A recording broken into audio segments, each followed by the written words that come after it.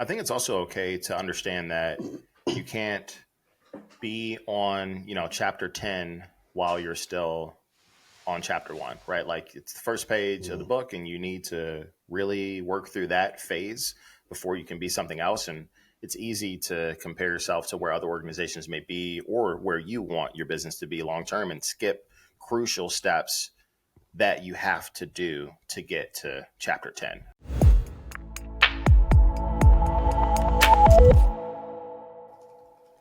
Welcome back to another episode of the Revenue Reimagined podcast. We are stoked with us to have with us today Will Jenkins, who is the founder and CEO of Journey. Why am I stoked? Because this isn't your typical B2B SaaS. Journey is a freight brokerage focused on recruiting, consulting, and training in the freight brokerage space. Will spent the past 16 years building businesses and cultivating sales talent, having successfully hired and trained hundreds of sales professionals. Prior to starting Journey, he co-founded and helped build the freight brokerage Molo Solutions, which was acquired by ArcBest in 2021 for a mere $235 million, grew to over 900 employees and a mere $1 billion in annual revenue. And what I love most is, Will, you also serve on the board of some Chicago charities, my favorite city, C4 Chicago, a Greater Chicago Food Foundation, and ATF. And you actively consult and invest in startups. You're an advisor and mentor to various entrepreneurs, sales professionals, and founders. So give Dale some damn help on this show, man.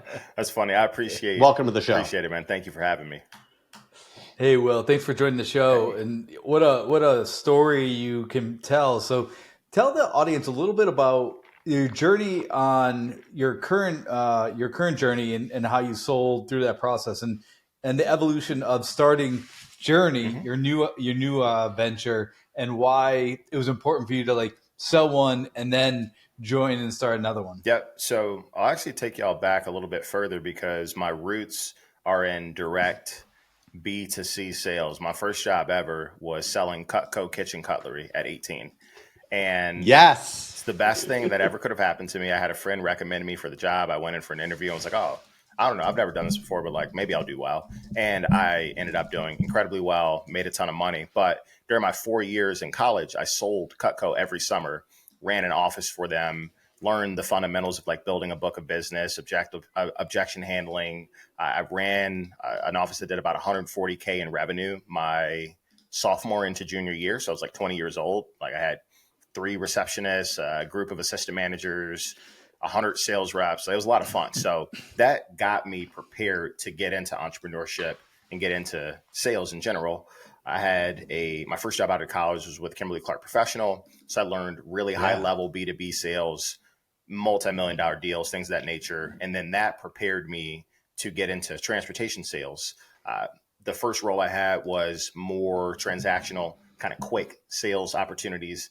Then I transitioned to the side I spend most of my time on today, which is B2B sales and transportation, essentially selling services to large organizations from SMB up to Fortune 500, positioning to move freight from point A to point B.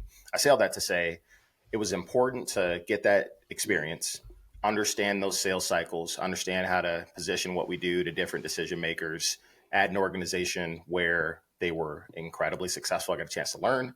This was from 2014 through 2017, where I got a chance to learn the freight industry. And then me and my business partner started a new company, July of 2017, Molo Solutions. And that's where the rubber meets the road, right? That's where things started to get real. You really have to figure out your new brand. Nobody knows who you are. How do you create a cohesive go-to-market motion that gets companies who would never pay attention to you to pay attention to you? And now having the opportunity to start from zero again, obviously with 7 years of experience, having built and scaled and exited a company successful, is a little bit easier this time. But those fundamentals of the go-to-market motion, I think, are key because we do a lot of consulting in my current business journey. And oftentimes we're helping different stages of organizations figure out how to get their customers to pay attention to them. But if you've never done that from scratch, it's really hard to conceptualize. I don't know what to say or how do we differentiate ourselves. There's, XYZ amount of competitors. So long-winded answer for me to say each step has taught me a lot of how to execute that motion. So it's so funny to me because what you just articulated is exactly what we should hear founders say on the B2B SaaS side over and over again, right? Like you articulated exactly what you need to do to build a company from who do you reach out to? Why should they pay attention to you when you are a no-name? And sadly, in the SaaS side, we see a lot of like build it and they will come, right? Like I'm going to build this great product and people are just going to show up when they don't know about it. And that doesn't work. I'm curious, like with third-party freight and freight brokering, like how do you stand out? Because in B2B, it's, oh, we have to build the best product, right? Or we have to have the sexiest marketing. But like, I'm curious what translates and how the hell you stand out in what I would imagine is a very, very crowded space dominated by a lot of really big players and then a million people who want to play on the field but ultimately don't get to get off the bench. 100%. You summarize the market very well. There are 21,000 third-party logistics companies, freight brokerages, and then the top 20, their annual revenue is like $40 billion, the top 20. So they dominate the space, and then everybody else in between is, battling to try to gain market share. A couple of things that we think are important when you go to market as a brokerage. The first is to understand directly who you serve. So there are so many different ways to move freight, right? Like I look at the books and stuff behind you right now, like those books were on a truck, that bookshelf or whatever that little like credenza thing is was on a truck. Everything was on a truck or a train or a plane or a boat at some point. Now, the type of company and the manufacturer and what they make, like all those things are different. So you got to figure out like, who do I serve? That the company that makes those books, like they might not be a good target for me because of the services I provide, or maybe the margins are too slim or their service expectations are not aligned with how I like to do business. So first is like, who do I want to serve? That narrows down your competition. So an example, just from companies that we work with today, consulting, we have a couple of expedited companies that we work with. So they don't care about full truckload. They don't care about what goes on the rail. They don't care about what's on a boat. They want last minute freight. Like it's a bleeding neck problem. It's a really big deal. And they're incredible at it. And they ignore everyone else. And as a result, it's easy for them to go to market and find companies that look like ones they're already successful with because they know exactly what they're looking for. So the first, you got to identify who you serve and the modes or services that you provide. Next, with that, if you truly want to differentiate yourself, we're in a different age of sales today. I think this is something we discounted earlier during our time building Molo and then learned over time. You really do have to have a strong social selling presence. And that is not to be salesy. It is to be recognizable. So everyone that you sell to, if I'm selling to Dale and Dale's a buyer for a product of mine or some sort of transportation services, he's making buying decisions every day. Sends out an RFP, gets a new provider, gets a cold email, gets a cold call, and he's qualifying or disqualifying these people. If I'm never in that room and he's never considering me for a buying decision, even when I'm not selling to him, it's so much harder when I do get the opportunity. I bump into him at a conference. He's never seen my logo, never seen my name, doesn't know who I am. Scrolling on LinkedIn, never heard of us. There's no articles, no podcasts, no press, no social presence. So there's a deliberate focus on creating buzz around your business, even when you cannot help that person directly in the moment, because eventually I'll be able to. And like freight is, in my opinion, a very unique space to sell in, because most opportunities, it's not about if, it's when. And the reason I say that is everyone that I've ever sold to in my career in transportation already had a service provider that did the exact same thing. So like they need it, they just might not need it today. And if I'm not recognizable and I don't have any brand equity, it's almost impossible to get these people to pay attention. I'm selling against 21,000 other people. So those are just a couple fundamental things we think about today as you start to try to get your ICP to pay attention to you. I think one of the things you just said is Dale's like, will you shut up and let me talk? There's always a solution in place, right? In your world, very rarely is it, oh, I'm brand new. And I need my first transportation provider. Like I'm shipping my shit somewhere with someone. 100%. Why the hell should I ship it with you? 100%. Every time.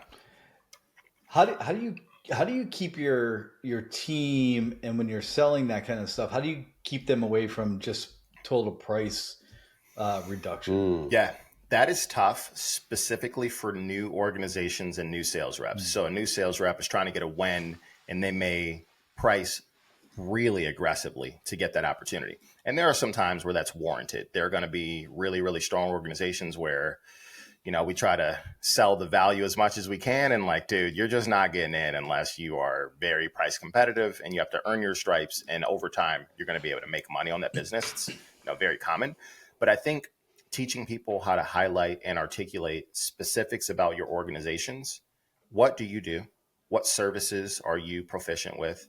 What customer stories can you sell? What social proof do you have? I think this is the largest chasm for new reps to jump over, and organizations as they start to tell their story. You are successfully transacting with someone today, and they would sing your praises if you knew how to articulate it. Not just that you move freight from point A to point B, like sure, but what do you do that's above and beyond that makes them continue to buy from you? Because they're better sales reps than you'll ever be. Like they're paying you right now. They're voting with their dollars. And so when you teach people how to articulate those stories that sometimes they take for granted, I think it's the best way to get away from price discounting and to provide the fact that like this apples to apples comparison loves what we do for these reasons. And that's from them. It's just so much easier to get people to be comfortable with you. And it's got to be a huge reputation thing. Like once you get the business, like you got to like hold on to it. Because like you said, they got to ship somehow, some way. Totally. And if you start making some mistakes, like it's a wrap, man. Like go find someone else. It's a cutthroat industry. You may get one shot, and if that driver shows up late on a Saturday for that one shipment they gave you a chance with, like, nah, I'm sorry, you're done. You're done. Over. It's tough. Yeah. So Dale, I was telling Will way back in my early days, I actually worked for a 3PL. For a period of time. And it's exactly that. Like you mess up that first shipment, even if you mess up that 10th shipment, like I'm never going to ship with you again. Like most of the world in the consumer side, I'd imagine we think of shipment as like, oh, it's going to be FedEx, UPS, or the Amazon truck that comes to my door. We don't think about the Estes of the world and like everyone else that, to your point, like everything that's on this started somewhere. Like it's all together here, but where the hell did it get there? Totally. How do you drive that differentiation of, sure, we're going to get it from point A to point B, and like, sure, we have space on the truck and our trucks are newer and they break down less or whatever it is. Like, right. How do you really work with folks to drive differentiation in your space? So one of the things that we do currently at Journey is help people articulate their stories. So part of our consulting business, not only do we build out go-to-market strategy and teach people how to figure out their ICPs and come up with the right messaging, but we actually go in and do production level work to get them to tell their story. So we'll go into a facility with a client and record, we'll look at their trucks, we'll talk about all these unique things that they do, spin that into short little social bites that the reps can sell. Now they've got social media content, their execs can use it, their sellers can use it, they've got collateral to go for days. And I truly, and this is a hill I'll die on, like if you don't find a way to articulate your story in multiple different ways and really dive in there, it's just hard to get people to go like, okay, everyone, like you said, everyone's got the best trucks and they're on time and their rates are good, but show me what it is you actually do. I have to be able to feel that some way. I need to be able to see that as the truth, because no one's showing up to Home Depot telling them that we're going to be late and our rates are going to be high. It's just like, I'm not going to do that. They're not going to buy. So you have to find a way to validate that. And the easiest way is to get what's in your head and what your customers have said about you and actually be able to tell stories. But like y'all see this today with how people sell on LinkedIn. Like there's a couple different ways to do it. But some people just don't know how to tell stories, and people buy stories. They don't really buy stats. Like I'm a big proponent of like the sales process just being a long story. And I don't know if y'all have ever read those books back in the day, Goosebumps, where you would get to a page and it's like you pick if you want to go down the left, you go to page 74, you go right, you go to page 90. That's what sales is. But that story, it's up to you to articulate that. So I think most companies have a really hard time creating what that story is because like they don't know who they are. Hiring the right sales team is an essential piece of bridging your go-to-market gap. But getting A-player sellers who actually drive results is harder than ever. If you're not actively engaging passive talent, you'll miss out on the performers you need. Our partners at Pursuit have helped hundreds of companies upgrade their sales and marketing teams by finding top-tier talent fast. If you're looking to strengthen your sales team, I highly recommend reaching out to our friends at Pursuit. People buy from people. That's why companies who invest in meaningful connections win. The best part? Gifting doesn't have to be expensive to drive results, just thoughtful. Sendoso's intelligent gifting platform is designed to boost personalized engagement throughout the entire sales process. Trust me, I led sales for a Sendoso competitor, and I could tell you no one does gifting better than Sendoso. If you're looking for a proven way to win and retain more customers, visit sendoso.com. Yeah, stories like we talk about it all the time. Like no one wants to buy from this scripted person who I can tell you that it's the way Dale sells, right? Like I can tell you that the way you need to do this is because of this, and the problem I'm going to solve is that.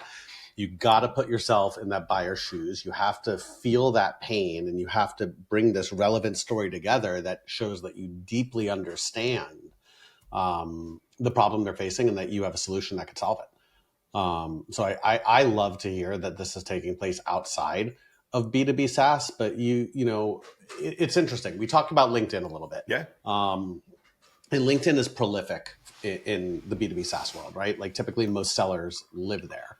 And I'm starting to see it become more prolific outside of B2B SaaS, whether it be freight, whether it be healthcare. We had someone on, I guess about a month ago, who's in HVAC and has got millions of dollars of business coming in from LinkedIn. Have you always been a LinkedIn proponent? Is this a recent shift? And like, talk to me a little bit about how you help folks generate business specifically from that platform in a space that's you wouldn't think to go to LinkedIn to drive business. Yeah. So LinkedIn has been, I would say, well, prior to like 2020 was not super prevalent in the freight world. Like people were on there, but I wouldn't say there were a ton of creators that were on there, and people just like talking about their stories became much more prevalent during then through now. Our team, during our time building Molo, we were always relatively active on LinkedIn, and we were able to bring business in, and some of our best customers came inbound through that. But in my current business, when I think about building a LinkedIn presence personally, I started doing it really, really actively November of 2022. At that point, I had about 2,900 LinkedIn followers. And I just started connecting with executives in freight and commenting, just not selling anything. Didn't have anything to sell. We had already built Molo. We were doing our thing, had already sold the business. So I just wanted to build a network of strong executives I could learn from. That ended up being extremely helpful when I turned the light switch on for Journey, because we launched that business November of 23, about a year after I had really intentionally started building my LinkedIn presence. I posted just about every day. And once I got comfortable with it, it was 9 a.m. and 2 p.m. every day, and connected and engaged with people. And a stat that I gave a current client that we're doing go-to-market and sales strategy work for today, and this is wild to say out loud, but it's exactly what happened in 2024.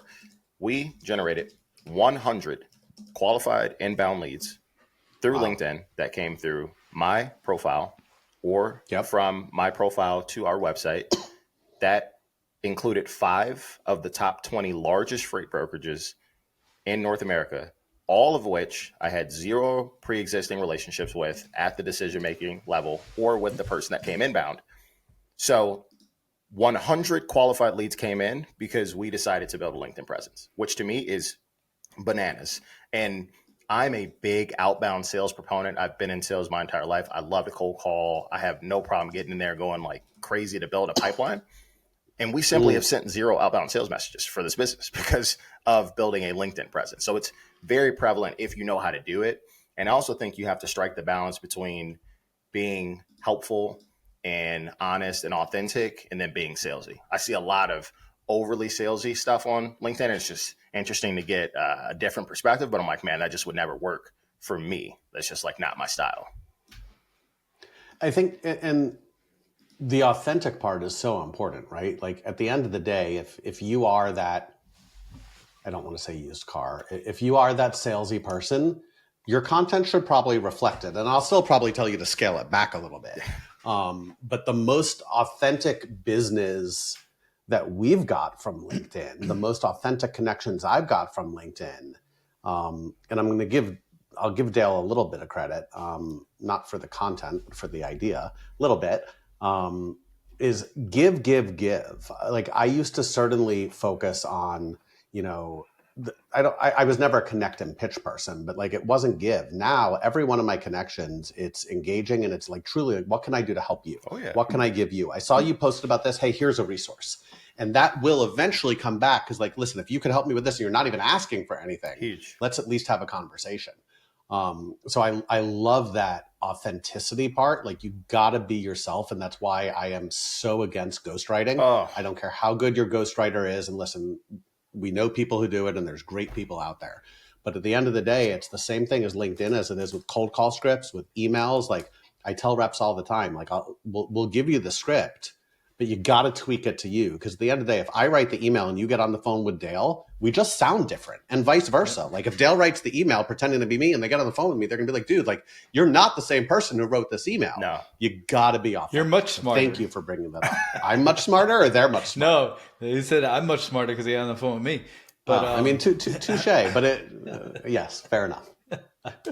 And I think it's very difficult, like to write in somebody else's voice. But I want to go back a little bit or forward into Journey. Like, so you sell the company, and you're like, you know, this is great. I'm sure, like, you took a little bit of time to figure out where you want to go, what you want to do.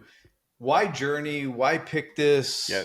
You obviously saw some kind of gap in the market. So I think some people think, I don't really have good ideas, so I'm not really sure what the next step is, but you saw this gap. So talk to us a little bit about that. Totally. I left Molo May of 23, which was 18 months after we sold the company. I felt really good about what we built. I always wanted to be an entrepreneur, and we had a handful of goals that we wanted to check off, get acquired, you know, hit a certain revenue threshold. We got a chance to do $1 billion in revenue. I'm like, man, I don't know how many times we get a chance to do that again. Like started a company that did $1 billion in revenue. It's really cool. So those things to me taught me the fundamentals of going from zero to scale and building a business that was actually acquirable. Like this is something that someone wants to buy because it generates enterprise value and it's something that they would like to have. Fantastic. I am incredibly ambitious personally. I want to go win. It's just how I'm wired. I played football in college. I am a lifelong competitor, and not in the sense of like me versus other people. I just think there are more things that I have the capability to go produce, and I want to see myself produce at that clip. So I knew I was going to start Journey. I didn't know exactly what we were going to do.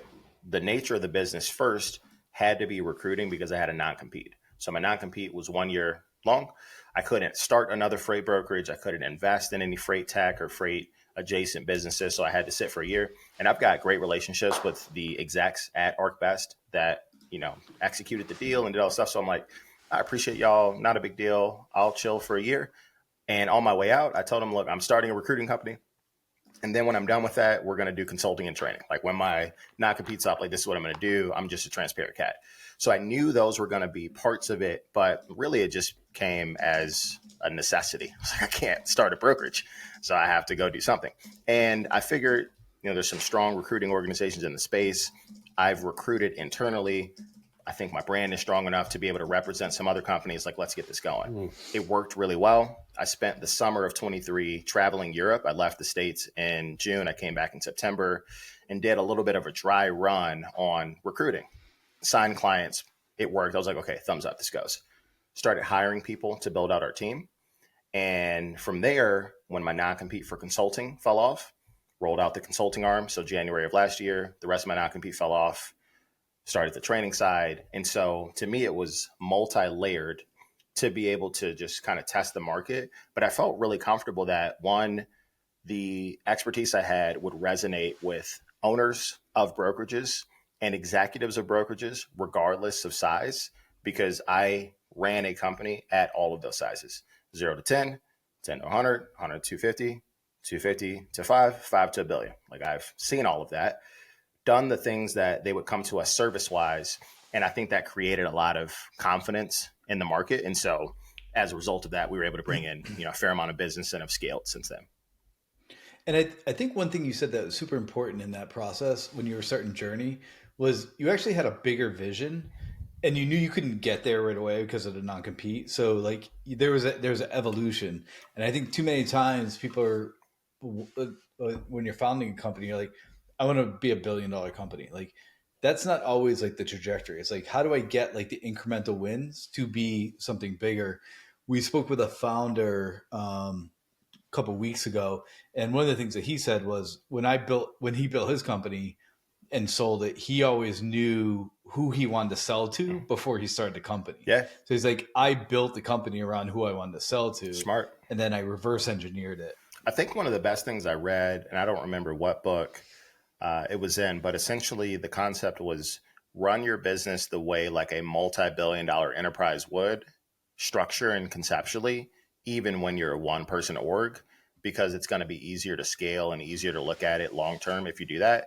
And that's just like the way I've approached building and structuring this business, having, put your hand on the stove a couple times previously and go, oh God, it's hot. Maybe don't do that.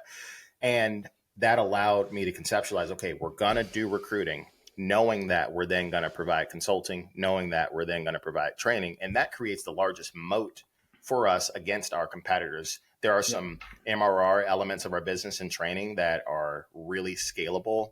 We create content, people license it. We've got a couple of tools that people use to train their reps. We create it, they license it. We don't have to be there, but that's like a slow burn. You got to build the credibility and get it going. And after a while, that will overtake the active services like placements and consulting, but it was phased on purpose. So I was saying it's a marathon, not a sprint, right? Like, sure, you want to be $1 billion company. I'd love to sell RR for $20 million. But what do we have to do to get there first? Because if the goal is how do we be $1 billion company, or how do we sell for $20 million, like you're gonna have a problem. There's steps you have to take little by little to get there.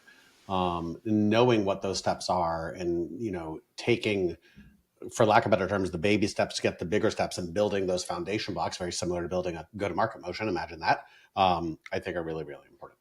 Totally. I think it's also okay to understand that you can't be on, chapter 10 while you're still on chapter 1, right? Like it's the first page of the book, and you need to really work through that phase before you can be something else. And it's easy to compare yourself to where other organizations may be, or where you want your business to be long-term, and skip crucial steps that you have to do to get to chapter 10 or, whatever. You mean you need a foundation before you get to repeatability? Crazy thought. Yeah. Crazy thought. It's mind boggling to me. I just don't understand. Yeah. Will, you shared a ton of awesome knowledge. This half hour went by really fast, looking down at the time. I would love to jump into some rapid fire before we let you go. Let's do it. All right. Early bird or night owl, sir? I am an early bird. How early? I will be up typically by 5, sometimes a hair before that, but that's when my brain is the sharpest. So, what time do you go to bed? I'm normally in bed by 9, maybe 9:30. Yeah.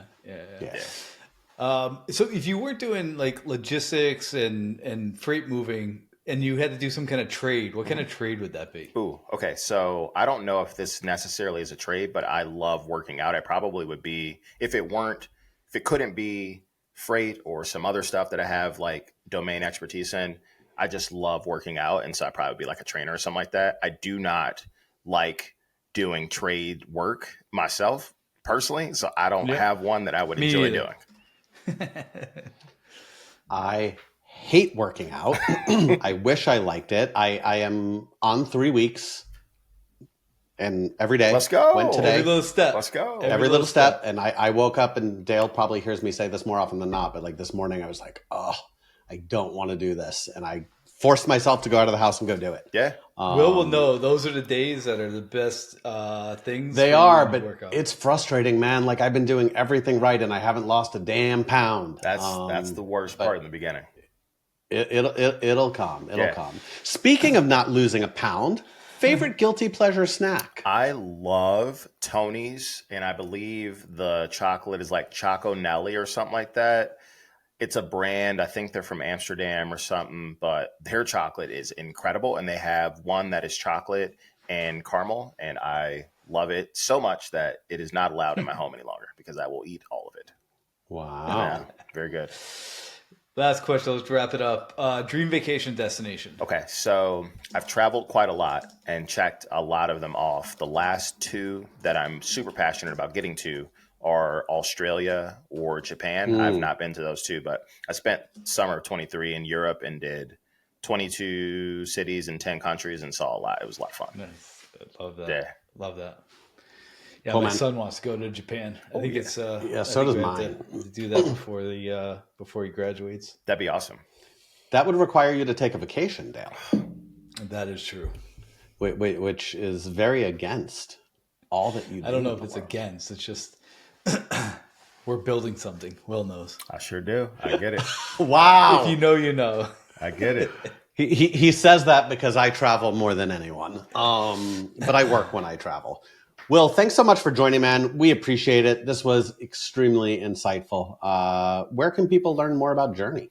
So we are really active on LinkedIn. My LinkedIn is Will Jenkins, WCJ, and our LinkedIn is Journey, and the handle is Journey Delivers.